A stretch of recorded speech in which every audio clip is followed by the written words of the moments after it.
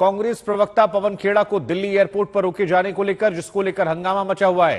कांग्रेस का यह आरोप है कि रायपुर जाने से पहले उन्हें रोक दिया गया है, विमान से उतार दिया गया है और उन्हें पूछताछ के लिए ले जाया गया है।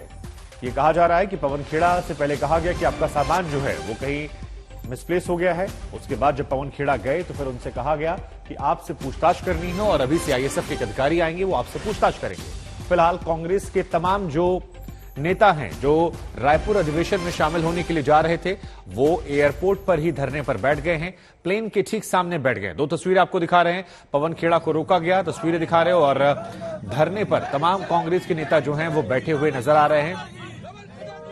एयरपोर्ट की तस्वीरें हैं और दो तस्वीरें फिलहाल आपकी टीवी स्क्रीन पर, जहां पर हंगामा हुआ है और हंगामे के साथ साथ तमाम कांग्रेसी नेता जो हैं वो धरने पर बैठे हुए आपको नजर आ रहे हैं।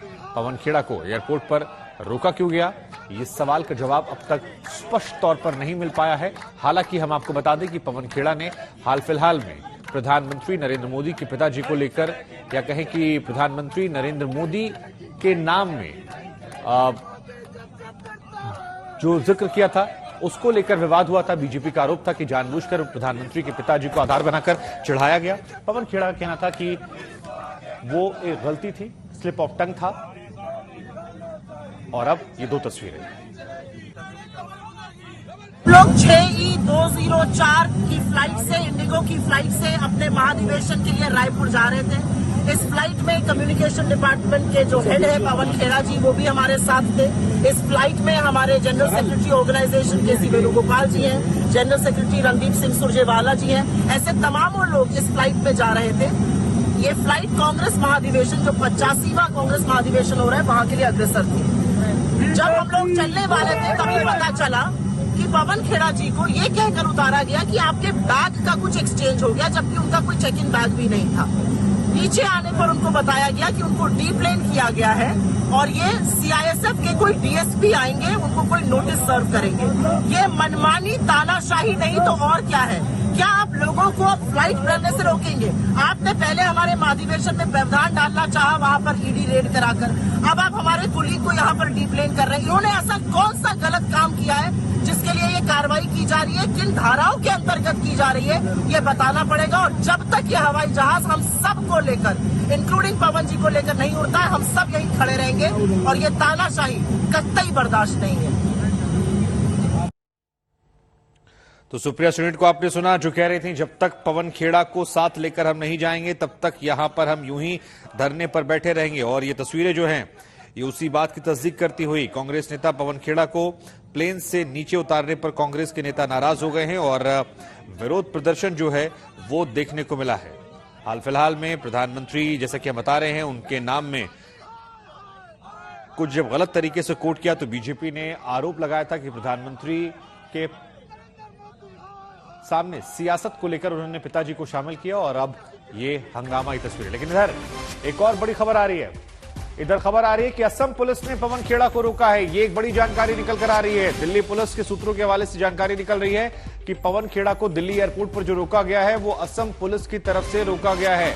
असम पुलिस ने पवन खेड़ा को विमान से उतरवाया है और ये नई जानकारी निकल कर आई है। असम में बीजेपी की सरकार है, हेमंत बिस्व शर्मा जो हैं वो वहां के मुख्यमंत्री हैं और पवन खेड़ा को दिल्ली एयरपोर्ट पर रोका गया है। ये नई जानकारी निकलकर सामने आई है। हिमांशु मेरे सहयोगी जुड़ रहे हैं। हिमांशु, असम पुलिस का जो ये एंगल निकल कर आ रहा है, इसके पीछे क्या कहानी है?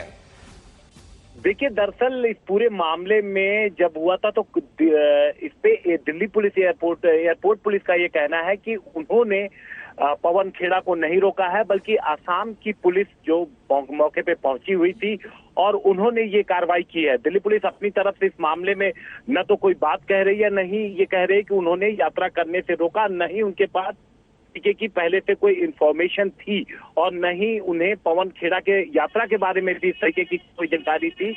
तो इस मामले में लेकर के यहाँ पर बात साफ हुई है कि आसाम की पुलिस जो है वो पहुंची हुई थी और जिसके बाद कांग्रेस के जब कार्यकर्ताओं को इसके बारे में पता लगा तो बड़ी संख्या में वहां पर कार्यकर्ता पहुंच गए हैं और अब पुलिस का ये नहीं, तो जरा हिमांशु ये बताइए कि क्या नोटिस के पीछे वजह क्या रही? असम पुलिस ने अगर रोका तो उसका आधार क्या था, वो क्या स्पष्ट हो पाया है? देखिए अभी स्पष्ट नहीं हो पाया है। हालांकि जिस तरीके से जो बयान आया था, उस बयान के बाद से, जब पवन खेड़ा जी का जो बयान था उसके बाद से ही कुछ जगहों पर, सिर्फ असम में ही नहीं बल्कि दूसरे स्टेट में भी इस बात की बात आई थी कि पुलिस जो है इस मामले में दर्ज कर रही है मामला, क्योंकि कई सारी शिकायतें भाजपा कार्यकर्ताओं की तरफ से पुलिस को अलग अलग स्टेट में दी गई थी। तो उसके बाद ही ये कार्रवाई की बात सामने आ रही है। लेकिन अभी तक न तो असम पुलिस और न ही दिल्ली पुलिस स्थिति स्पष्ट कर रही है। हालांकि दिल्ली पुलिस ने अपनी स्थिति इतनी जरूर शुभांकर स्पष्ट की है कि उन्होंने न तो यात्रा करने से रोका उन्हें, और न ही उन्हें इस बात की ऑफिशियल कोई जानकारी थी पहले से। तो इस मामले में लेकर के दिल्ली पुलिस ने ये जरूर स्पष्ट किया है, लेकिन असम पुलिस की तरफ से अभी आधिकारिक रूप से कोई बयान शुभांकर नहीं आया है सामने। नहीं, तो जो ये आप जानकारी दे रहे हैं सूत्रों के हवाले से, दिल्ली पुलिस के सूत्र, ये क्या पुख्ता तौर पर आ रही है कि असम पुलिस का इन्वॉल्वमेंट है, ये 100% है, दिल्ली पुलिस इन्वॉल्व नहीं है?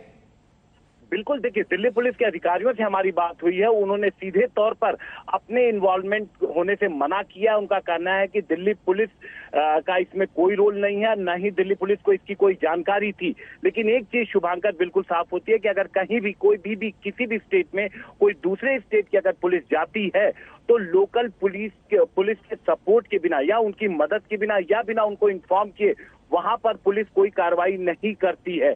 तो क्या जानकारी दी गई थी, कितने बजे जानकारी दी गई थी, इस पर भी दिल्ली पुलिस फिलहाल शांत है, वो कोई भी बात करने के लिए तैयार नहीं है।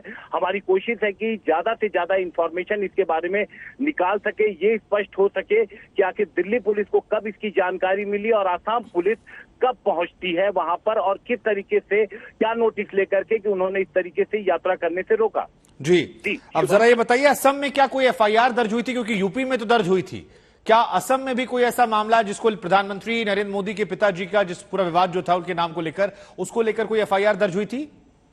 देखिए, जब ये बयान सामने आया था, उस बयान के आने के बाद कई जगहों पर भारतीय जनता पार्टी के कार्यकर्ताओं ने अलग अलग स्टेट में, खासतौर से जहां पर बीजेपी जो शासित राज्य है वहां पर उन्होंने शिकायतें दी थी और कुछ जगहों पर एफआईआर भी हुई थी।